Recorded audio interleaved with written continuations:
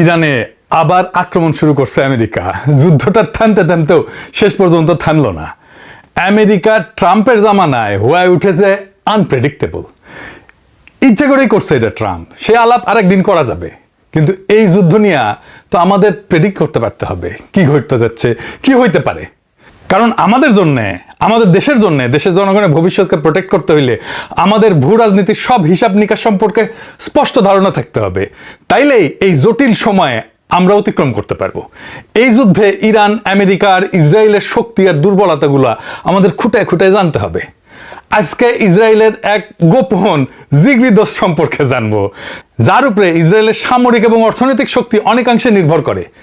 কোন সেই দেশ? ইসরায়েলের সাথে ইন্ডিয়ার সম্পর্ক থাকবে, আমেরিকার সম্পর্ক থাকবে, পশ্চিমাদের সম্পর্ক থাকবে। এটা বোঝা যায় কেন থাকবে, আমরা বুঝি। এমনকি কিছু সুন্নি মুসলিম দেশের সাথে সম্পর্ক নিয়ে মনকে বুঝ দেওয়া যায় যে এটা থাকতে পারে। কিন্তু আজকের দিনে একটা শিয়া মুসলিম দেশ ইসরায়েলের ঘনিষ্ঠ মিত্র, এটা শুনলে কেমন লাগবে? নিশ্চয়ই খুব অবাক হইবেন। আবার উল্টা দিকে যে ইসরায়েল মুসলমান নামটা পর্যন্ত শুনতে পারে না, শিয়া মুসলমানদের নামটা পর্যন্ত শুনতে পারে না, ইরান যাদের একমাত্র শত্রু, তারা কিভাবে একটা মুসলমান রাষ্ট্রের সাথে, শিয়া রাষ্ট্রের সাথে গভীর রাজনৈতিক সামরিক সম্পর্ক, অর্থনৈতিক সহযোগিতার সম্পর্ক গড়ে তোলে। আজকে ইসরায়েলের এমন একটা গুপ্ত প্রেমিকের গল্প আপনাদের বলবো। এই গল্পটা মজা লাগবে তো বটেই, অনেকটা লার্নিং হবে সবার জন্য, যে রাষ্ট্র রাষ্ট্র সম্পর্কের বিষয়টা খুব সরলভাবে ব্যাখ্যা করা যায় না। রাষ্ট্র স্বার্থ বলে একটা বিষয় আছে, যা অনেক সময় ধর্মের উপরে স্থান পায়। আবার এই সম্পর্ক বদলায় যেতে পারে একটি পলকে। আসেন শুরু করি সেই আলাপ। কে সেই গুপ্ত প্রেমিক? সেই গুপ্ত প্রেমিক আজারবাইজান। ইসরায়েলের সাথে তাদের সম্পর্ক এতই গভীর যে পরস্পরের উপরে তারা এত নির্ভরশীল, অথচ এইটা নিয়ে কোনো হইচই নাই, আলাপ নাই। হ্যাঁ, বুঝিছেন, কোনো হইচই নাই। পরিবেশটা খুব সুন্দর। পরিবেশটা সুন্দর না? কোনো হইচই আছে? 2009 সালে ফাঁস হওয়া একটা মার্কিন কূটনৈতিক তার বার্তায় আজারবাইজানের প্রেসিডেন্ট ইলহাম আলিয়েভ তার দেশের সঙ্গে ইসরায়েলের সম্পর্ককে একটা আইসবার্গ বা হিমশৈলের সাথে তুলনা করছিলেন। মানে হিমশৈলে তো জানেন তো, যার 9 দশমাংশ থাকে পানির নিচে আর 1 দশমাংশ থাকে পানির উপরে। তো এইরকম পানির উপরে অল্প একটু আছে, কিন্তু ভিতরে অনেক গভীর। আজ প্রায় 2 দশক পর সেই হিমশৈল পানির অনেক উপরে মাথা তুলে দাঁড়াইছে। এটা এমন এক সম্পর্ক যা সমস্ত রাজনৈতিক ধারণাকে ভেঙে দেয়। একদিকে শিয়া সংখ্যাগরিষ্ঠ একটা মুসলিম দেশ, অন্যদিকে ইহুদি রাষ্ট্র ইসরায়েল, যাকে বেশিরভাগ মুসলিম বিশ্ব কূটনৈতিকভাবে দূরে রাখে। অথচ এই দুই রাষ্ট্র গত 3 দশক ধরে গড়ে তুলছে মধ্যপ্রাচ্যের অন্যতম স্থিতিশীল এবং গভীর কৌশলগত অংশীদারিত্ব। প্রশ্ন হলো কেন এবং কিভাবে? সোভিয়েত ইউনিয়নের পতনের সঙ্গে সঙ্গে আজারবাইজান স্বাধীনতা ঘোষণা করে 1991 সালের অক্টোবরে। মাত্র 2 মাসের মধ্যে 1991 সালের 25শে ডিসেম্বর ইসরায়েল আনুষ্ঠানিকভাবে আজারবাইজানের স্বাধীনতাকে স্বীকৃতি দেয়। আজারবাইজানকে স্বীকৃতি দেওয়া প্রথম রাষ্ট্রগুলোর একটা হিসাবে 1992 সালের 7 এপ্রিল স্থাপিত হয় পূর্ণ কূটনৈতিক সম্পর্ক। ইসরায়েল 1993 সালে বাকুতে দূতাবাস খোলে, কিন্তু এই সম্পর্কের বীজ বপন হয়েছিল আরো আগে। 1990 সালে জানুয়ারিতেই বাকুতে গঠিত হয়েছিল Azerbaijan Israel society. Soviet union আমলে, সোভিয়েত ইউনিয়ন তখনও ভাঙে নাই। আর সোভিয়েত উত্তর সময় দুই জাতির মধ্যে সংযোগ স্থাপনের আগ্রহ ছিল পারস্পরিক। একটা গুরুত্বপূর্ণ সামাজিক ভিত্তি এখানে কাজ করছে, অবশ্য সেটা বলে রাখা ভালো। আজারবাইজানে ঐতিহাসিকভাবে 1500 বছর থেকে ইহুদিরা থাকে। ইহুদিরা কুবা জেলার কিরমিজি কাজাবাকে কখনো কখনো ককেশাসের জেরুজালেম নামে ডাকা হয়। এটা বিশ্বের অন্যতম প্রাচীন সংখ্যাগরিষ্ঠ ইহুদি বসতিগুলোর একটা। ঐতিহাসিকভাবে এইখানে ইউরোপের অন্যান্য দেশের মতো ইহুদি বিদ্বেষ কখনো ছিল না, যা দুই জাতির সহাবস্থানের একটা অনুকূল সামাজিক পটভূমি তৈরি করছিল। সম্পর্কের প্রথম বড় মোড় আসে 1997 সালে, যখন নেতানিয়াহু প্রথম ইসরায়েলি প্রধানমন্ত্রী হিসেবে বাকু সফরে যায় হেইদার আলিয়েভের, মানে এখন বর্তমান প্রেসিডেন্টের বাবা, কিন্তু ওর সঙ্গে সাক্ষাৎ করে। আর একটা গুরুত্বপূর্ণ মোড় 2010 থেকে 11 সালে, যখন আজারবাইজান সামরিক আধুনিকায়নের প্রয়োজনে ইসরায়েলি অস্ত্রের দিকে ঝুঁকে যায়। তো এখন প্রশ্ন হইল, এই যে একটা মুসলিম দেশের সাথে ইসরায়েলের সম্পর্ক, এই সম্পর্ক করতে কেন ধর্ম বাধা হইল না? এইটা গেল একটা ধাঁধা। একটা মুসলিম দেশ কিভাবে ইসরায়েলের সবচেয়ে নির্ভরযোগ্য মুসলিম বিশ্বের অংশীদার হয়ে উঠল? কয়েকটা কারণ আমরা দেখতে পারি। সোভিয়েত ইউনিয়নের এই কমিউনিস্ট উত্তরাধিকারের কারণে আজারবাইজান সাংবিধানিকভাবে কঠোরভাবে ধর্মনিরপেক্ষ। ধর্ম এবং রাষ্ট্র এখানে পৃথক, তাদের মতো আর কি। ধর্মীয় পরিচয় জাতীয় পররাষ্ট্রনীতির নির্ধারক হয় না, রাষ্ট্রীয় স্বার্থই মুখ্য। এইটা ইরানের ধর্মতান্ত্রিক শাসন ব্যবস্থার পুরো বিপরীত। আজারবাইজানের প্রেসিডেন্ট আলিয়েভের ইসলাম এবং ফিলিস্তিনের মতো ইস্যুর প্রতি বিশেষ কোনো আলাদা টান নাই, আলাদা আবেগও নাই। আর ইরানের সঙ্গে গভীর অবিশ্বাস আছে একটা আজারবাইজানের। এটাই আসলে মূল সম্পর্কের মূল চালিকা শক্তি। এখানে আসল গল্প, ভৌগোলিক ধর্মীয় নিকট্য সত্ত্বেও তেহরান এবং বাকুর সম্পর্ক দীর্ঘদিনের সন্দেহে ভরা। ইরানের দিক থেকে সন্দেহ কি? এটা জাতিগত আজেরি প্রশ্ন। মানে ইরানের বিপুল সংখ্যক জাতিগত আজেরি বাস করে। আনুমানিক ইরানের জনসংখ্যা 16 থেকে 18%, অনেক বড়। মানে আজারবাইজানের নিজের যে জনসংখ্যা তার 3 গুণ থাকে আজেরি জনগণ ইরানে। তেহরান আশঙ্কা করে যে এই আজারবাইজান এই জনগোষ্ঠীর মধ্যে বিচ্ছিন্নতাবাদী অনুভূতি উস্কে দিতে পারে। দেয়ও কিন্তু, আমরা এটা পরে দেখব। আজারবাইজান আবার ভয় করে যে ইরানের বিপ্লব আবার আমার দেশে চলে আসে কিনা। এবং ইরানের নেতারা কিন্তু আজারবাইজানি ইসলাম বিপ্লব রপ্তানির কথা বলছে। এটা আজারবাইজান ডরায়। ইনফ্যাক্ট ইরানের বিপ্লবের কারণে সোভিয়েত ইউনিয়ন ভয় পাইছিল যে ইরানের আশেপাশে থাকা মুসলমান প্রধান দেশগুলা ইসলামী বিপ্লব যেন না হয়ে যায়। সেই জন্যই তারা আফগানিস্তানে আগ্রাসন চালাইছিল, একটা বাফার স্টেট চাইছিল। এই নিয়ে আমার একটা এপিসোড আছে, টাইম থাকলে দেখে নিয়েন।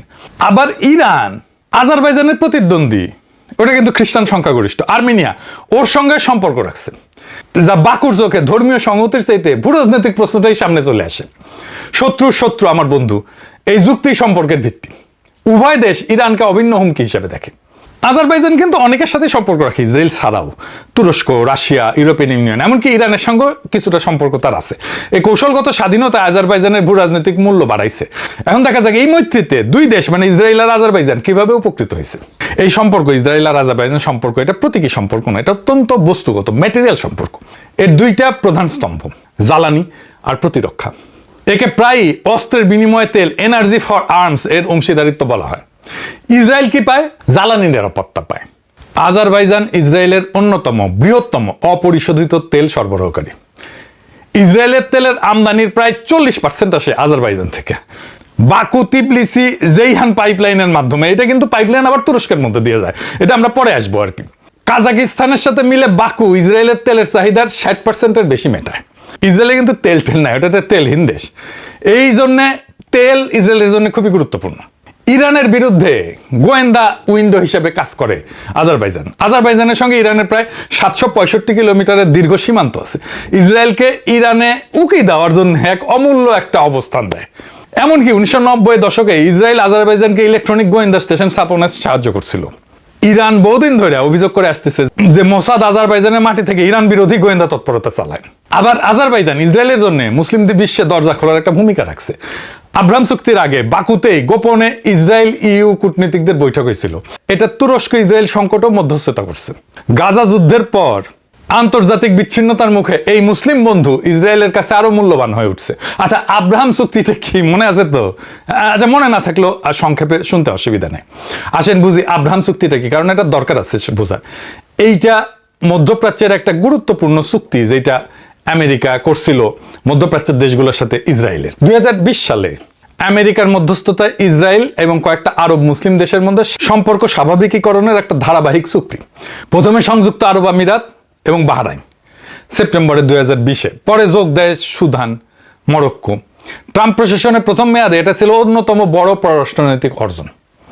এই দেশগুলো ইসরায়েলকে আনুষ্ঠানিকভাবে স্বীকৃতি দিয়ে পূর্ণ কূটনৈতিক সম্পর্ক মানে দূতাবাস, বাণিজ্য, ফ্লাইট যাওয়া, পর্যটন এই সমস্ত শুরু করে। তো এটার তাৎপর্য কি? এর আগে দশকের পর দশক ধরে আরব বিশ্বের অলিখিত অবস্থান ছিল ফিলিস্তিন সমস্যার সমাধান না হওয়া পর্যন্ত ইসরায়েলকে স্বীকৃতি দেওয়া যাবে না। মিশর সম্পর্ক করছে 1979 সালে, জর্ডান করছে 1994 সালে। কিন্তু আব্রাহাম চুক্তি ওই যে সেই ঐক্যমত যে ফিলিস্তিন প্রশ্নে যদি পাশ কাটানো হয় তাইলে সরাসরি সম্পর্ক স্বাভাবিক করা যাবে না। তো এখন এই চুক্তি বলছে যে না, এটা ছাড়াও তুমি সম্পর্ক স্বাভাবিক করতে পারো। তো কেন চুক্তির নাম আব্রাহাম? আব্রাহাম মানে ইব্রাহিম থেকে আসছে আর কি। আব্রাহাম মানে নবী ইব্রাহিম থেকে আসছে আর কি, পিস বি আপন হিম। কারণ ইহুদি, খ্রিস্টান, ইসলাম এই 3 ধর্মেই তাকে অভিন্ন পিতৃপুরুষ হিসাবে মানে। উদ্দেশ্য ছিল অভিন্ন উত্তরাধিকারের প্রতীক তুলে ধরা। তবে ফিলিস্তিন কর্তৃপক্ষ এটাকে পিঠে ছুরি মারা হিসাবে দেখছে, কারণ তাদের রাষ্ট্র প্রশ্নে কোনো অগ্রগতি ছাড়াই আরব দেশগুলো ইসরায়েলের সাথে সম্পর্ক করছে। তো এই সম্পর্কে আজারবাইজান আসলে কি পায়? 1 নাম্বার, আজারবাইজান অত্যাধুনিক অস্ত্র পায়। স্টকহোম ইন্টারন্যাশনাল পিস রিসার্চ ইনস্টিটিউটের তথ্য মতে 2016 থেকে 2020 সালে এই সময়ের মধ্যে আজারবাইজানের মোট বড় অস্ত্র আমদানির প্রায় 69-70% আসছে ইসরায়েল থেকে। এই সময় প্রেসিডেন্ট আলিয়েভের ভাষ্যমতে বাকু প্রায় $5 বিলিয়ন অস্ত্র এবং সামরিক প্রযুক্তি কিনছে, যার মধ্যে ছিল কুখ্যাত আত্মঘাতী ড্রোন যার নাম ছিল হারপ এবং হারমেস, অ্যারোস্টার ড্রোন। 2023 সালে প্রায় $1.5 বিলিয়ন বারাক MX ক্ষেপণাস্ত্র প্রতিরক্ষা ব্যবস্থা এবং $120 মিলিয়ন দুইটা স্যাটেলাইট কেনার চুক্তিও হয়। আপনারা জানেন যে আর্মেনিয়ার সাথে আজারবাইজানের দায় কুমড়ায় সম্পর্ক, ইন্ডিয়া পাকিস্তানের মতো। কয়েকটা যুদ্ধ কিন্তু হয়েছে। 2020 সালে দ্বিতীয় কারবাক যুদ্ধে 44 দিনের মতো ছিল। মূলত ইসরায়েল ড্রোন দিয়া আর্মেনিয়ার বিরুদ্ধে আজারবাইজান জিতা যায়। ইসরায়েল আজারবাইজানি সেনাদের প্রশিক্ষণও দেয়। আজারবাইজান তার ইসরায়েল বন্ধুত্বকে কাজে লাগাইছে, মার্কিন ইহুদি লবি এবং কংগ্রেসে প্রভাব বাড়াইছে। এক ইহুদি ধর্মীয় নেতার ভাষায় আজারবাইজান আমেরিকান ইহুদি নেতৃত্বের অন্যতম প্রিয় দেশ হয়ে উঠছে। আজারবাইজান এটা কেমনে করছিল জানেন? ঘুষ দিয়া, লবিং করিয়া। 2017 সালে ও একটা কেলেঙ্কারি ফাঁস হয়। সে কেলেঙ্কারির নাম আজারবাইজানি লন্ড্রোম্যাট কেলেঙ্কারি। কি হয়েছিল জানেন? 2012 থেকে 14 সালে বাকু $2.9 বিলিয়ন, প্রায় $3 বিলিয়ন একটা তহবিল তৈরি। 3 বিলিয়ন পশ্চিমা রাজনীতিক, সাংবাদিক, শিক্ষাবিদদের ঘুষ দিয়া আজারবাইজানকে বহু সংস্কৃতিবাদের রোল মডেল এবং ইসরায়েলি ইহুদিদের বিশ্বস্ত মুসলিম বন্ধু এই হিসাবে তুলে ধরার জন্য পোডেস্টা গ্রুপকে মাসে $60,000 দিয়া আইপ্যাক এবং JINS এর মতো ইসরায়েলপন্থী গোষ্ঠীর সঙ্গে যোগাযোগ করা হয়েছিল। এভাবে সে সমস্ত ন্যারেটিভ আর ভাবমূর্তি নির্মাণের রাজনীতি করা হয়েছিল। অনেকদিন ধরে ডিপলি রিলেশনে থাকার পরে বিয়ার বাদ্য বাজলো। এডিটর সাহেব, বিয়ার বাদ্য বাজা। দীর্ঘদিন আজারবাইজান ইসরায়েলের দূতাবাস খোলেনি। সম্পর্ক গভীর হইলেও লো প্রোফাইলে রাখা হয়েছিল। 2023 সালের 29 মার্চ এই কৌশল বদলায়। আজারবাইজান তেল আবিবের দূতাবাস উদ্বোধন করে। প্রথম শিয়া সংখ্যাগরিষ্ঠ দেশ হিসেবে ইসরায়েলে দূতাবাস ওপেন করা হচ্ছে। এরপরে এলো সবচেয়ে নাটকীয় অধ্যায়। 25 থেকে 26 সালে ইসরায়েল ইরান যুদ্ধ। 26 সালের জুনে CNN এর একটা বিস্ফোরক প্রতিবেদন দাবি করে যে ইসরায়েল ইরান যুদ্ধের সময় গোপনে আজারবাইজানে অভিজাত সামরিক এবং গোয়েন্দা ইউনিট মোতায়েন করছিল ইসরায়েল। কয়েক dozen commando Mossad agent Azerbaijan Israel সীমান্তে অবস্থান নেয়। কোন স্থান থেকে তাবরিজ শহর থেকে মাত্র 96 কিলোমিটার দূরে। প্রাথমিকভাবে এরা উদ্ধার দল হিসেবে মোতায়েন হইল, পরে গোয়েন্দা তথ্য সংগ্রহ, ড্রোন অভিযানে যুক্ত হয়ে যায়। IRGCর গোয়েন্দা প্রধান রহমান মোগাদ্দামকে ওই হত্যার অভিযান এখান থেকে পরিচালিত হয়েছিল। ইরান কলে অভিযোগ করছিল যে ইসরায়েলি ড্রোন আজারবাইজানের আকাশসীমা ব্যবহার করে ইরানে হামলা চালাইছে। এর মধ্যেই লাক্সিভান ছিটমহলে ড্রোন হামলা হয়। আলিয়েভ ইরানকে দায়ী করে। 2023 সালে আবার তেহরানে আজারবাইজান এমবাসিতে হামলা হয়েছিল। আবার আজারবাইজান ইরানি আজেরিদেরকে টাকা পয়সা দেয় যেন তারা বিচ্ছিন্নতাবাদী আন্দোলন করে। মানে দুই শিয়া দেশ একে অন্যের সাথে লো স্কেলে সংঘাতে জড়ায় পড়তেছে। এখন প্রশ্ন হইতেছে, এই সম্পর্ক কি টিকবে? মানে ইসরায়েল আর আজারবাইজান। আর এই সম্পর্কের বিরুদ্ধে বিরোধিতাও হাসিনার আমলের মতোই, মানে আজারবাইজানের মধ্যে বিরোধিতা। আজারবাইজানের ভেতরে ইসলামপন্থী নিষিদ্ধ ঘোষিত Islamic party of Azerbaijan IPA তারা সবসময় ঐক্যের বিরুদ্ধে প্রতিবাদ করে। হাসিনা আমলে জামাতকে নিষিদ্ধ করার মতো করে নিষিদ্ধ করে দিয়েছে কিন্তু IPA কে আলিয়েভের সরকার। 2011 সাল থেকে এই দলটার নেতা মবসুম সামাদাভ গ্রেপ্তার হয়ে কিন্তু জেলে আছে। হাসিনা হইলে ফাঁসি দিয়ে দিত। আজারবাইজানে তীব্র দমনের পীড়ন চলে কিন্তু বিরোধী দলের মতের উপরে। হাসিনার মতো এই ধর্মবাদী দলগুলোর প্রতিবাদকে সন্ত্রাস বিরোধিতার অজুহাত দিয়া ধর্মীয় বিরোধী কণ্ঠস্বরকে স্তব্ধ করে দেওয়ার কাজে ব্যবহার করে। এই ইসলামপন্থী দলগুলোর আবার ইরান সাহায্য করে। হাসিনার মতোই ইসরায়েলের নজরদারির টেকনোলজি পেগাসাস স্পাইওয়ার কিনছে কিন্তু আজারবাইজান। এই দিয়ে আজারবাইজান সরকার স্থানীয় অ্যাক্টিভিস্ট, সাংবাদিকদের উপরে নজরদারি চালায়। এর মধ্যে আবার আছে তুরস্ক ফ্যাক্টর। তুরস্কের কারণে এই সুখের সংসারে ডিভোর্স আসন্ন বইলা অনেকে মনে করতেছেন। এডিটর সাহেব, সানাইয়ের করুণ শুরু হবে। আসেন এবার একটু বুঝে দেখি এটা কেমনে ভেঙে যেতে পারে। আজারবাইজানের অবস্থা হয়েছে শ্যাম রাখি না কুল রাখি। আজারবাইজানের কিন্তু সবচেয়ে ঘনিষ্ঠ মিত্র তুরস্ক, যার সাথে ইসরায়েলের সম্পর্ক ক্রমশ শত্রুতাপূর্ণ হয়ে উঠতেছে। এরদোগানের চাপে শেষ পর্যন্ত আজারবাইজান ইসরায়েলের সম্পর্ক ধ্বংস হয়ে যেতে পারে। আজারবাইজান আর তুরস্ক নিজেদেরকে এক জাতি বলে, কিন্তু ওদের স্লোগানই আছে এক জাতি দুই রাষ্ট্র নামে। তুরস্কের সঙ্গে আজারবাইজানের সম্পর্কটা সম্পূর্ণ ভিন্ন মাত্রার। দুই দেশের নিজেদের ভাষায় এটা এক জাতি দুই রাষ্ট্র, জাতিগত, ভাষাগত, সাংস্কৃতিক এবং ঐতিহাসিক ভ্রাতৃত্ব। এখানে সহযোগিতা কেবল অস্ত্র বেচা কেনা সীমাবদ্ধ না। 2020 সালের কারবাক যুদ্ধে তুরস্ক শুধু অস্ত্র দেয়নি, সরাসরি সামরিক প্রশিক্ষণ দিছে, রাজনৈতিক পলিটিক্যাল কভার দিছে, কূটনৈতিক সাহায্য করছে, এমনকি যোদ্ধা সরবরাহেও যুক্ত ছিল। আর সবচেয়ে বড় কথা, দুই দেশের মধ্যে একটা আনুষ্ঠানিক প্রতিরক্ষা জোট আছে 2021 সালে সুসা ঘোষণা বলে, যেখানে একে অন্যকে রক্ষার অঙ্গীকার আছে। ইসরায়েলের সঙ্গে এরকম কোনো জোট নাই কিন্তু আজারবাইজানের। আজারবাইজান এখন শ্যাম রাখি না কুল রাখি দশা হয়েছে। তার কিছু কিছু সাইন দেখা যাইতেছে কিন্তু ইসরায়েল তার নিজের একজন নাগরিককে রক্ষা করতে পারেনি আজারবাইজানের হাত থেকে। আসেন ওই গল্পটা দেখে, ওটা বুঝে দেখা দরকার। অনেকে হয়তো জানে না, ছোট গল্প এগুলো সাইড লাইনের গল্প, কিন্তু এটা জানা দরকার। আলেকজান্ডার লাপশিন, ইসরায়েলি রুশ এই ব্লগার, পৃথিবীর নানা দেশে ঘুরে বেড়ায় আর কি, লেখালেখি করে, ভিডিও টিডিও তোলে, ছবি টবি তোলে। 2011 থেকে 12 সালে ও 2বার গেছিল এমন একটা জায়গায় যা আজারবাইজানের কাছে ছিল নিষিদ্ধ, নাগরেনো কারবাকে, আর্মেনীয়দের নিয়ন্ত্রিত বিতর্কিত অঞ্চল। আজারবাইজানের অনুমতি ছাড়া ঢোকা মানে আজারবাইজানের চোখে এটা অপরাধ। লাপসিন সম্মত ভাবছিল যে হ্যাঁ এমন কি, কিন্তু আজারবাইজান ভোলেনি। 2016 সালের ডিসেম্বরে লাপসিন যখন বেলারুশে ছিল, তখন আজারবাইজান বেলারুশকে অনুরোধ করে যে তাকে যেন গ্রেপ্তার করা হয়। তারপরে শুরু এক অদ্ভুত টানাপোড়েন। ইসরায়েল প্রতিবাদ জানায়, কারণ লাপসিন তো তাদেরও নাগরিক, কিন্তু সে প্রতিবাদ কাজে আসেনি। বেলারুশ তাকে তুলে দেয় আজারবাইজানের হাতে। আজারবাইজানের আদালত 3 বছরের কারাদণ্ড দেয়। তারপরে সব ঘটে একটা ভয়ঙ্কর ঘটনা, কারাগারের ভেতরে লাপসিনের উপরে হামলা হয়, বাংলাদেশের মতো ঘটনা আর কি। তাকে সংকটজনক অবস্থায় হাসপাতালে নিতে হয়, মারাই যেত প্রায়, বাইসে উঠছে কোনো মতে। বছর 5 পরে 2021 সালে ইউরোপীয় মানবাধিকার আদালত রায় দেয় যে আজারবাইজান লাপসিনকে বেআইনিভাবে আটক করছিল, নির্যাতন করছিল, জেলের মধ্যে হামলা করছিল, এমনকি তাকে হত্যার চেষ্টা করছিল। আবার গাজায় 7 অক্টোবর 2023 ইসরায়েলের অব্যাহত বোমাবর্ষণের পরে আজারবাইজান কঠিন অবস্থানে পড়ে। প্রকাশ্যে ইসরায়েলের নিন্দা না করলেও আলিয়েভকে বলতে হয়েছে গাজার ট্র্যাজেডি বন্ধ হওয়া উচিত। এমনকি এসোসিয়েআর বিবৃতি দেয়, দাবি করে। ও আচ্ছা, ভালো কথা। এসোসিয়েআর মানে কি জানেন তো? এসোসিয়েআর হইল আজারবাইজানের রাষ্ট্রীয় তেল কোম্পানি, পুরো নাম state oil company of the Azerbaijan Republic. এরা বিবৃতিতে বলছে যে তারা ইসরায়েলে সরাসরি তেল বিক্রি করতেছে না, নিছক পাইপলাইন চুক্তির শর্ত পূরণ করতেছে। হ্যাঁ, আবার দেখেন, মানে এই এসোসিয়েআর ইসরায়েলের তামার গ্যাস ক্ষেত্রে 10% শেয়ার কিনছে। এই তামার গ্যাস কেন্দ্র কিন্তু ইসরায়েলের বিদ্যুতের একটা বড় অংশ যোগায়। অর্থাৎ আজারবাইজান কেবল তেল বিক্রেতা না, ইসরায়েলের জ্বালানি অবকাঠামোর মালিকানাতেও ঢুকে গেছে আদানির মতো, বুঝে যাও। এই তেল আবার ইসরায়েলে যায় তুরস্কের উপর দিয়া, এই এক পাইপলাইন দিয়া। কে কার ধুলায় অন্ধকার। গাজা যুদ্ধের তীব্রতম সময় আজারবাইজান তেল সরবরাহ বন্ধ করেনি, বরং 2023 থেকে 2024 প্রথমার্ধে ইসরায়েল তেল রপ্তানি প্রায় 55% বাড়াইছে। সম্পর্ক এই মুহূর্তে ঐতিহাসিক শীর্ষে। 2026 সালের জানুয়ারিতে ইসরায়েলি পররাষ্ট্রমন্ত্রী বলছে দূতাবাস খোলার পরে সম্পর্ক নাটকীয়ভাবে ঘনিষ্ঠ হয়েছে। যদি ইরানের শাসন বদলায়, যদি ইরানের যুদ্ধ দীর্ঘায়িত হয়, বা তেহরান ওয়াশিংটন সম্পর্ক যদি স্বাভাবিক হয়ে যায়, দুইটা ক্ষেত্রেই, তাহলে ইসরায়েলের কাছে আজারবাইজানের কৌশলগত মূল্য কমে যাবে। ইসরায়েল যদি আবার ইরানি তেল কিনতে পারে, আজারবাইজানের জ্বালানি গুরুত্ব কমে যাবে।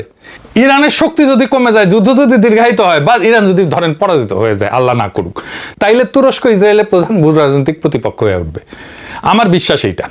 তাইলে আঙ্কারার সাথে বাকুর ঘনিষ্ঠতা প্র্যাকটিক্যালি রাখা যাবে না। ইরান যুদ্ধ যদি মারাত্মক আকার ধারণ করে, বিপুল জাতিগত আজেরি শরণার্থী আজারবাইজানে ঢুকতে পারে, যা বাকুর জন্য বিরাট বোঝা হবে। ওদের জনসংখ্যা 3 গুণ বেশি লোক। এই সংকটে আজারবাইজানের সবচেয়ে বেশি নির্ভর করবে তুরস্কের উপরে, ইসরায়েল না। কেন? লক্ষ লক্ষ জাতিগত আজেরি শরণার্থী সীমান্তে, কিংবা আজারবাইজান নিজেই সামরিক হুমকির মুখে। এমন অস্তিত্বগত সংকটে আজারবাইজানের আসলে যেটা দরকার, এটা হইতেছে স্থল সীমান্তে প্রকৃত সামরিক ব্যাকআপ এবং সেনা, যা কেবল প্রতিবেশী তুরস্ক দিতে পারে। ভৌগোলিকভাবে দূরের ইসরায়েল না, ইসরায়েল ড্রোন পাঠাইতে পারবে, কিন্তু সীমান্তের ট্যাঙ্কার সৈন্য পাঠাইতে পারবে না। রাজনৈতিক এবং কূটনৈতিক ছত্রছায়াও তুরস্ক দিতে পারবে। তুরস্ক একটা ন্যাটো সদস্য, বড় আঞ্চলিক শক্তি, যে আজারবাইজানের হয়ে আন্তর্জাতিক মঞ্চে দাঁড়াইতে পারে। আবার ইরানের মতো প্রতিবেশীকে সরাসরি প্রতিরোধ করার সক্ষমতা আঙ্কারার আছে। জোট এবং চুক্তির বাধ্যবাধকতা তো আছেই। তুরস্ক তো আইন এবং রাজনৈতিকভাবে আজারবাইজানকে রক্ষায় প্রতিশ্রুতিবদ্ধ। ইসরায়েলের এমন কোনো দায় নাই। ইসরায়েল সাহায্য করবে যতক্ষণ আজারবাইজান নিজের ইরান বিরোধী স্বার্থে কাজে লাগে। আসল কথা হইতেছে ইসরায়েল আজারবাইজানের সুবিধার অংশীদার, পার্টনার অফ কনভিনিয়েন্স। আর তুরস্ক তার নিরাপত্তার গ্যারান্টার, সিকিউরিটি গ্যারান্টার। শান্তির সময় দুটোই মূল্যবান, কিন্তু প্রকৃত সংকটে অস্ত্র বিক্রেতার চাইতে ভাতৃপ্রতিম জোটই বেশি নির্ভরযোগ্য। তো এই হইল ইসরায়েলের গুপ্ত প্রেমিকের গল্প। এখন প্রশ্ন হইল, এই গল্প থেকে আমরা কি শিখলাম রাষ্ট্র হিসেবে, জাতি হিসেবে? একটা শিয়া মুসলিম দেশ, যার ইরানের সাথে ধর্ম মেলে, ভাষা মেলে, সীমান্ত মেলে, সেই কিনা ইসরায়েলের সবচেয়ে বিশ্বস্ত মুসলিম বন্ধু। আবার ইরান দেখেন, একটা মুসলিম রাষ্ট্র, সে খ্রিস্টান আর্মেনিয়ার রক্ষায় পক্ষ নেয়। ধর্ম এখানে যত না নিয়ামক, তার চেয়ে অনেক বেশি নিয়ামক রাষ্ট্রের স্বার্থ। এটাই আন্তর্জাতিক রাজনীতির নির্মম সত্য। এইখানে কোনো স্থায়ী বন্ধু নাই, স্থায়ী শত্রু নাই, আছে শুধু স্থায়ী স্বার্থ। মুসলিম অমুসলিম, শিয়া সুন্নি, এই সমস্ত পরিচয়ের গল্প দিয়া রাষ্ট্রের আচরণ ব্যাখ্যা করতে গেলে আপনি বারবার ধরা খাবেন। রাষ্ট্র চলে ঠান্ডা মাথার হিসাব নিকাশে, তেল, অস্ত্র, নিরাপত্তা, ভূ রাজনীতি। আর এই সম্পর্কের ভবিষ্যৎটাও সেই হিসাবেই বাধা থাকে। আজ যে আজারবাইজান ইসরায়েলের সম্পর্ক হিমশৈল হইয়া পানির উপরে মাথা তুলে দাঁড়ায় আছে, সেটা দাঁড়ায় আছে একটাই খুঁটির উপরে, অভিন্ন শত্রু ইরান। যেদিন সেই শত্রু থাকবে না, সেদিন হিসাব বদলায় যাবে। সেদিনের প্রেমও ফিকা হয়ে আসবে। বাকুর আসল বর্ষা তখন দূরের অস্ত্র বিক্রেতা ইসরায়েল হবে না, বরং পাশের ভাই তুরস্ক হবে। কারণ বিপদের দিনে অস্ত্র বেচা বন্ধু কাজে আসে না, কাজে আসে রক্তের সম্পর্ক আর জোটের অঙ্গীকার। শিলং সালাউদ্দিনের যে গল্প শোনায় না, ভূ রাজনীতির সহজ পাঠ, স্ত্রী পাল্টানো যায়, প্রতিবেশী পাল্টানো যায় না। প্রতিবেশীকে কখনো পাল্টানো যায় না। কথায় আছে যে আপনি আপনার স্ত্রী পাল্টাতে পারবেন, কিন্তু প্রতিবেশী তো আপনি পাল্টাতে পারবেন না। শুনেছেন? তার মানে কি? রাজনীতি মানে প্রতিবেশীর সাথে আমার সম্পর্কটা কি হবে? প্রতিবেশী বদলানো যাবে নাকি যাবে না, এটা তো রাজনীতির কোনো আলাপ না। আর এই সম্পর্ক বদলাই যেতে পারে একটা পলকে। শিলং সালাউদ্দিনকে বলতে হবে প্রতিবেশীর সাথে আমাদের সম্পর্কটা কি হবে। যাই হোক, শুরুতে যে কথাটা বলছিলাম, এই জটিল সময়টা পার হইতে হইলে আমাদের ভূ রাজনীতির হিসাব নিকাশগুলো বুঝতে হবে। ইরান, আমেরিকা, ইসরায়েল, এদের শক্তি কোথায়, দুর্বলতা কোথায়, কে কার উপরে নির্ভরশীল, পরিস্থিতি বদলাইলে সেই সম্পর্কগুলো কিভাবে পুনর্বিন্যাস হবে, এইগুলা খুঁটায় খুঁটায় জানলেই কেবল আমরা নিজেদের দেশের মানুষের ভবিষ্যৎটা রক্ষা করতে পারবো। সেটাই আমাদের গন্তব্য, সেটাই আমাদের কর্তব্য। মানে আপনার ইসলাম যদি নাকি আবার এমন এমন কিছু দেশ আছে না, ওই দেশের ওই আইন, শরিয়া আইন সব ওইখানে অন্য মানুষের জন্য, রাজ পরিবারের জন্য কোনো শরিয়া আইন নাই। রাজ পরিবার যা মনে চায় তাই করতে পারে, ওইটার তো ইসলাম বলে না। ইসলাম মানেই জামাত ইসলাম না, ইসলাম মানেই হেফাজতে ইসলামও না। তো আপনারা যা বলবেন সেটাই ইসলাম হিসাবে আমাদের মেনে নিতে হবে, এটা মনে করি না। আপনারা যে কত বড় ইমানদার আর কত বড় ইসলাম পালনকারী, এটা আমরা হেফাজতের রাতে দেখেছি। হেফাজতের রাতে ওই ঘটনায় বাংলাদেশের বহু মানুষের জীবনে পরিবর্তন এসেছে। আমি সেই রাতে ভোর 5টা বা 4টা আমার বাসায় অফিসের গাড়ি গিয়েছে। আমি আসার পথে আমি রাস্তা সব ব্লক, পুরো রাস্তা একদম উত্তরা থেকে পুরো এলাকা সব রাস্তা বন্ধ, শেষ, মানুষ ঢোকার অবস্থা নাই। এরপরে হেফাজতে ইসলামের এক কর্মী আমাদের গাড়ির এক পাশে বসে তারপরে জানলা খুলে তার ওই পতাকা ধরে তারপরে চিল্লাইতে আমার নিয়ে এসে পার করে দিছে। সেদিন লাইভে ঢুকলাম, প্রথম লাইভ 7টায়। সেই লাইভে যাওয়ার পরে আমি তখন জুনিয়র একজন সাংবাদিক, আমার অফিসের চেয়ারম্যানকে আমি তার আগ পর্যন্ত কোনোদিন দেখিও নাই, ওনার সাথে সামনাসামনি কোনোদিন কথাও হয় নাই। ওই দিন প্রথম আমাকে ফোন করলো। তো আমাদের অফিসের কর্পোরেট যে ফোন নাম্বার ছিল সেটার ওনার নাম্বারটা আমার যতটুকু মনে আছে সবগুলো 0-র পরে বোধহয় 1। হ্যাঁ, তো আমি মানে এই নাম্বারটা একটু ভিআইপি নাম্বার মনে হলো, তো নাম ফোন ধরলাম, ধরার পরে স্যার বলতেছে যে ইলিয়াস, আমি তোমার চেয়ারম্যান স্যার। তো ওই দিন প্রথম ওনার সাথে আমার কথা হলো। আমার এখন স্পষ্ট মনে আছে উনি আমাকে কিছু কথা শিখিয়ে দিয়েছিল। ইলিয়াস, সরি দুঃখিত, এটা 9টার সময় ফোন দিয়েছেন। আমি 7টার লাইভে গিয়েছি, 7টা লাইভ দেখার পরে 9টায় উনি আমাকে 9টার আগে ফোন দিয়েছেন।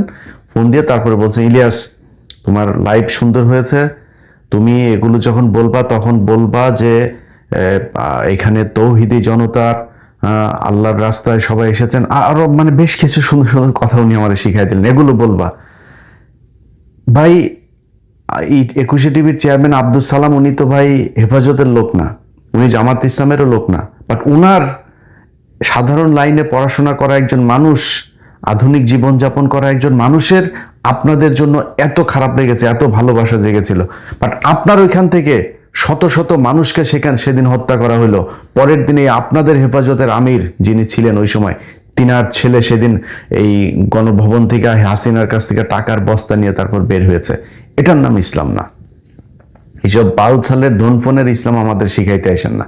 আপনারা যেটা করেন, এই বাংলাদেশের যে কোনো ক্রান্তি লগ্নে, এই 24-এর যে আন্দোলন, সেই আন্দোলনেও এই দেশের দাড়ি টুপিওয়ালা মানুষের যে অবদান, এটা সারা বাংলাদেশের মানুষ জীবনে কোনোদিন ভুলবে না। কিন্তু আপনাদের যারা কিনা এগুলো বিক্রি করে তারপরে খান, এদেরকেও কিন্তু আমরা চিনি। আপনাদের এই গেল নির্বাচনের সময়ও আপনারা কে কে বিক্রি হয়েছেন কার কার কাছে, এখনো পর্যন্ত আপনাদের এই যে জমিয়তে উলামায়ের কোন নেতা ওই ভারতীয় দূতাবাসে গিয়া তারপরে লোক পাঠায় সাক্ষাৎ করে আসেন, এগুলো কিন্তু আমরা জানি, বাট কিছু বলি না, এমন আর বলে লাভও নাই। সবাই 24-এর পর থেকে জামাত বলেন, বিএনপি বলেন, আর যত পার্টি আছে, এনসিপি বলেন, সবাই মোটামুটি ওই আওয়ামী লীগ এগুলোর মিলায়। এখনো দেশে যা চলছে আমরা এখনো জানি না, আরো 2-4টা মাস অপেক্ষা করব, ওরা দেখবো আসলেই কি নাটক করতেছে নাকি চীন, পাকিস্তান, টার্কি, যুক্তরাষ্ট্রের সাথে আসলেই কোনো ডিল হচ্ছে। আমরা যখন আমেরিকার কথা বলি না, আমেরিকার কথা বললে আপনাদের অনেকের মানে মাথা টাথা গরম হয়ে যায় না, এই যে আমেরিকার সাথে আপনার বোয়িং কেনার হয়েছে, এটা নিয়ে অনেকের ই করেন না যে আমেরিকার সাথে কেন হবে। ভাই আমি মানে আমেরিকার অনেক পলিসি আছে যেগুলো নিয়ে আপনি সমালোচনা করতে পারবেন, বাট আমার বাংলাদেশের প্রেক্ষাপটে যদি বলেন, এই যে 24-এর যে আন্দোলন, শেখ হাসিনা বাংলাদেশ থেকে বেরিয়েছে না, এইটার পেছনে যদি 50% আপনার অবদান থাকে, 50% অবদান আমেরিকার আছে। এগুলো অনেক কিছুর সাথে আমরা নিজেরাও তো ছিলাম, সো আমরা জানি যে আমেরিকা কি কি করেছে। আমেরিকা থেকে প্রতি বছর আপনার দেশে $5 বিলিয়ন রেমিটেন্স যায়। পৃথিবীর কোন দেশ থেকে যায়? ভারত আপনারা কয় টাকা দেয়?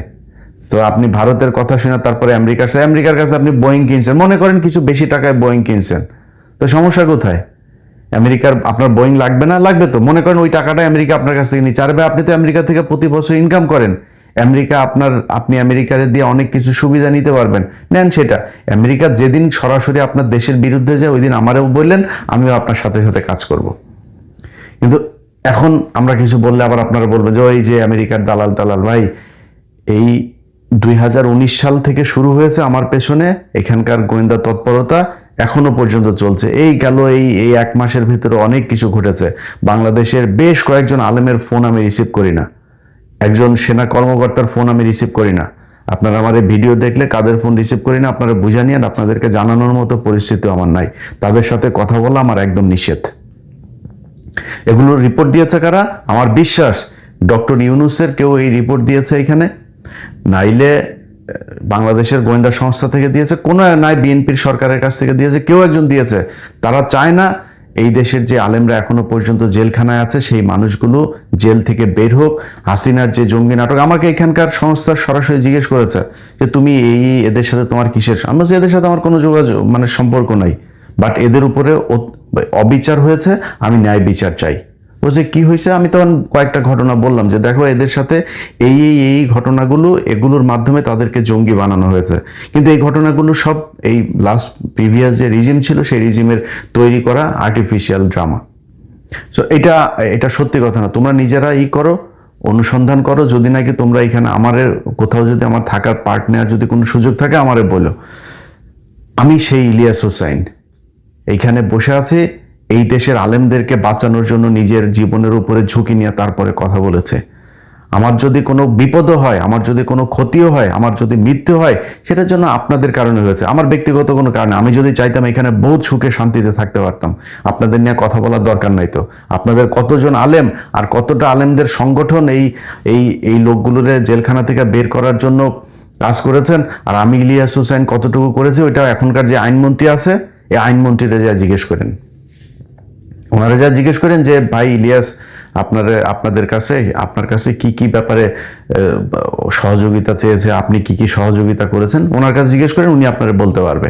আরো 2-4 জন আলেমের নাম আছে, তাদের নাম বলা আবার এখন নিষিদ্ধ, কারণ তাদের সাথে আমার কথা বলা নিষেধ। অতএব এই পরিস্থিতির মধ্যে থেকে তারপরে আমি ইলিয়াস হোসাইন আমার সোশ্যাল মিডিয়াতে যে ভিউ ব্যবসা করি না, এই ভিউ ব্যবসা করি। তো আপনাদের সবাই হলো গিয়ে ইউটিউবে কারোর মনিটাইজেশন নাই, ইউটিউব থেকে কেউ টাকা পয়সা কিছু খায় না, অন্য সবাই ইউটিউবে ফ্রি সার্ভিস দেয়, আমি একমাত্র টাকা পয়সা খাই। সো এটা মেনে নিয়ে তারপরে এখানে টিকে আছে। আমি ফেরেশতা না, আমি একজন মানুষ, আমার অনেক দোষ থাকতে পারে। এবার সবশেষ আপনার গতকালকের পোস্টের ব্যাখ্যায় আসি। দেখেন, আমার চাইতে আমি ইসলামী বিশারদ না, বিশেষজ্ঞ না, বিশাল আকারে রিসার্চ করি তাও না, আমি অল্প স্বল্প কিছু জিনিস পড়ার চেষ্টা করি। সূরা কাহফের বাংলা অর্থটা নিশ্চয়ই আপনারা জানেন, যারা এই হযরত বাবুনগরীকে নিয়ে যাদের অনেক ভালোবাসা, তারা সবাই এটার ব্যাখ্যা আমার চেয়ে ভালো জানেন। তো রাসূল সাল্লাল্লাহু আলাইহি সাল্লামের উপরে প্রায় আধা মাস কোরআন নাজিল বন্ধ ছিল। কেন বন্ধ ছিল? কারণ উনি একটা ভুল করেছিলেন।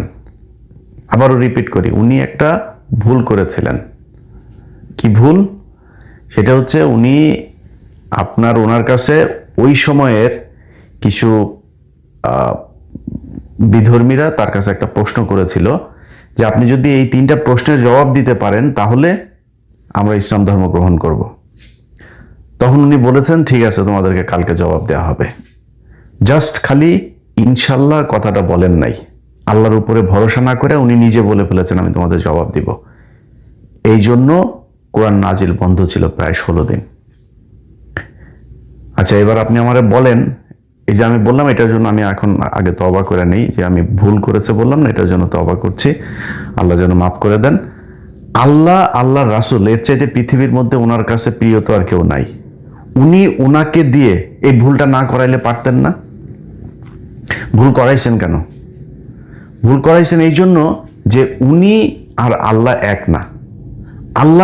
আল্লাহর সাথে পৃথিবীর কোনো কিছুকে শেয়ার করা যাবে না, কোনো কিছুকে আপনি প্যারালালি চিন্তা করতে পারবেন না, এটা যেই হোক। এই জন্যই আল্লাহ এই ভুলগুলো করিয়েছেন। নাহলে আপনি ভাই, আল্লাহ যদি চাইতে একটা পাতা নড়বে না, আল্লাহ কেন করাইছেন ওনাকে দিয়ে? এইটা আপনাদের বোঝানোর জন্যই। এই বিষয় নিয়ে কিন্তু ওই মওদুদী রহমতুল্লাহ আলাইহির এই ব্যাখ্যা নিয়েই কিন্তু কওমীদের সাথে দ্বন্দ্ব, যে উনি বলেছেন যে নবীদের অনেকের ভুল হইতে পারে, হ্যাঁ, কিছু ভুল ছিল, এই যে এই কথাগুলোর ভিতরে কিছু ব্যাখ্যা আছেন, এইটা নিয়েই কিন্তু যত দ্বন্দ্ব। তা ভাই, আপনি কোরআনের আয়াত আপনি মানবেন না? আমার চাইতে আপনি ভালো বোঝেন, আপনি এটা তো বুঝেন যে কেন এগুলো করা হয়েছে। তো আপনি একজন হেফাজতের সর্বোচ্চ নেতা বলেন, আর জামাত ইসলামের সর্বোচ্চ নেতা বলেন, আর আমি অধম বলেন, আর পৃথিবীর যত বড় ইসলামী নেতাই বলেন, সবাই ভুল করবে, ভুল হবেই, কারণ আমি মানুষ। তো ওনার ভুল হইতে পারে না? ওনার কোনো ভুল নাই, ওনারে নিয়ে সমালোচনা করাই যাবে না, বিষয়টা এরকম না। বাট আমি এই কথাগুলো হয়তো আসতো না। এই কথাগুলো কেন বলছি, যে ধরেন এই গত 2 দিনে আপনাদের যত হয়েছে, মানে আমি ওইটার জবাব দেওয়ার চাইতে ওইটা একটা পোস্ট করলেই হয়ে যেত। এত কথা বলার কারণ হচ্ছে আপনারা এই কাজগুলো করেছেন, এই কারণে এত কথা বলছে। আপনাদের আলাপ আলোচনায় মনে হয় যে উনি হচ্ছে গিয়ে ফেরেশতা, ওনার কোনো ভুল হবে না, উনি কোনো মানে আহার নিদ্রা কোনো কিছু নাই, উনি সব কিছুর ঊর্ধ্বে, এরকম মনে হচ্ছে। যেই পোস্টটা করা হয়েছে সেই পোস্টের মধ্যে সবশেষ লেখা আছে, কি লেখা আছে, যে যদি অনুমতি পাই তাহলে বিস্তারিত জানাবো। ওই পোস্টটা করা হয়েছে রাত 3টা বা 4টার সময়, বাংলাদেশ মানে আমেরিকান সময়। ওটা দেখেন, পোস্টটা দেখলে বুঝবেন ওই সময় আমেরিকায় কয়টা বাজে, তখন জানবেন। মানুষে জিজ্ঞেস করেন যে এই বাংলাদেশ সময় দুপুর 1টা বা 2টায় আমেরিকায় কয়টা বাজে। তো পোস্টটা করার পরে আমি ঘুমিয়ে থাকা অবস্থাতেই আবার এই পরিস্থিতি দেখে আমার অ্যাডমিন সেই পোস্ট ডিলিট করে ফেলেছেন। তো আমার ফেসবুক পেজ আছে অনেকগুলো এখন। এটা এই যে ইউনুস বন্ধ করার পরে আমার মনে হইলো যে আমি তো একটা দিয়ে আমার হবে না, কারণ একটা সমস্যা হলে আমার একাধিক পেজ রাখতে হবে। আমার এখন 2.3 মিলিয়নের একটা, 1.5 মিলিয়নের একটা, 1.1 মিলিয়নের একটা, 630K একটা, 550K একটা, 170K একটা, আরো 3-4টা আছে। তো আমি মূলত 2.3 যেই পেজ, ওই পেজ আমি এককভাবে পোস্ট করি। ওখানে খালি একজন আছে, সে পোস্ট করে না, কারণ ওইটার কিছু ভায়োলেশনস আছে, সেগুলোর জন্য আমি ওই পোস্টটা খুব সাবধানে ইউজ করি, এবং আমি ওইটারে আমার মাস্টার পেজ হিসাবে রেখেছি। ওইটাতে যদি কিছু লিখি, ওইটার মনে করে নেবেন যে ওইটা আমি। এর বাইরে আমার যতগুলো পেজের কথা বললাম, এরকম অনেক পেজে আমি মাসেও একবার ঢুকি না এরকম, বাট ওই পেজ আমার অ্যাডমিনরাই, আমার অ্যাপ্রুভড অ্যাডমিনরাই চালায়। তারা নর্মালি আমি যেরকম চিন্তা ভাবনা করি এগুলি। তো গতকালকের পোস্ট নিয়ে আমি আমার অ্যাডমিনরা জিজ্ঞেস করছিলাম যে ভাই এইটা নিয়ে এই পোস্টটা তো একটা করে ফেললেন, এটা ঠিক হইলো? তখন ও আমারে বললো যে ভাই, আমারে তো এই সংগঠনেরই, ওনার সংগঠনের একজনই কিছু তথ্য দিয়েছে, ওই তথ্যগুলো আর আজকে দিচ্ছে না, দিলে আরো বেশি বিতর্ক হয়ে যাবে, পরে আবার আমার কাফের টাফের বানায় ফেলতে পারে, যে কারণে আর আজকে বলছি না। তো ওইটা দেওয়ার পরে আমি এই জন্যই লিখছি যে আপনি ঘুম থেকে উঠলে তারপরে আপনার পারমিশন নিয়ে তার বাড়তি পোস্ট করব। তো এই হয়েছে ঘটনা। যাই হোক, এখন ওর হয়েছে যে আমি নির্বাচনের সময় ওনার বিরুদ্ধে একটা পোস্ট করছিলাম, মানে সাধারণ একটা পোস্ট আর কি, বাট ওনার বিরুদ্ধে।